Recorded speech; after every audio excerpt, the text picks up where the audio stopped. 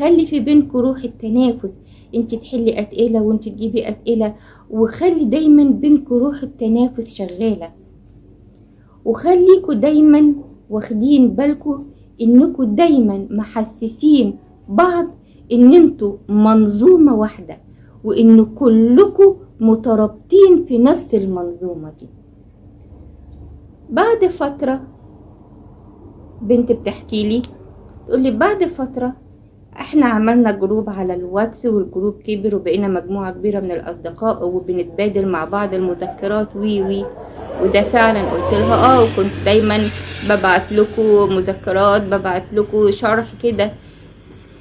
لكن بعد فترة انحرفت المجموعة عن هدفها. بتقولي بدأت يبقى فيه تعليقات في المجموعة مش لطيفة، وخاصة ان المجموعة